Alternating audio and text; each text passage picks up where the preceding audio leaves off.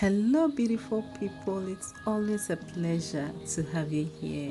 So, today we are having another batch or making another batch of our garlic ginger chili sauce. The first one that I shared got finished, and I'm making this in a different way. So, I decided to share with you all. So, let's get right in.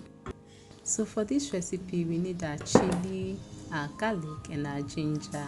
And this time, I did not peel my ginger. So, and again, this time too, I'm not using the food processor. I'm just using the mill. And as you can see, I am just pressing it so that I can have the garlic minced, and just that. So you don't need a food processor, or you don't have to use a knife to sort of cut your garlic into small pieces like the one that I shared earlier. Just use the pulse of your mill. Almost every blender comes with a mill, so you can just use the pulse to sort of crush them and get this texture. That is what we want. So I did this for both the garlic and ginger, and then I'll be doing the same with the pepper as well.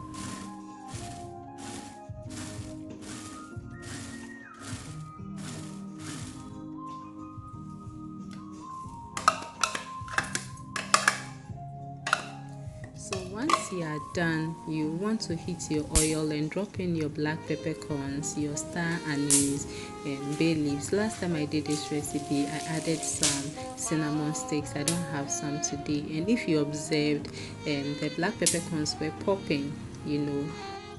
So you have to cover this so that it does not splatter all over, and it may also be very dangerous because when they pop out together with the oil. So once it touches you, it may be very harmful. So what you need to observe is that once they stop popping, you stop hearing the sounds after you cover it, you know that it is done. And the whole idea is for these spices to infuse very well into the oil. So now that that is done, we'll add in our garlic and our ginger, and then we stir from time to time. Now this recipe requires a lot of oil. I mean, because we need the oil, and we just don't need the sauce. We need the oil for different dishes, stir fries, and other things. So you may want to use a lot of oil. Now, for you to know that like it is done, as you can see, it becomes lighter. But then if you want to be sure, just make sure that just allow it to brown a bit. Then you can add in your pepper. So this time again, what I did differently, I as I said, I didn't peel my ginger. And the disadvantage of not peeling the ginger is to have the skin floating on the oil once it is done. But I don't mind. For presentation purposes, it's not so cool. But yeah, so if you have the opportunity to peel your ginger, you sure can go ahead and do so.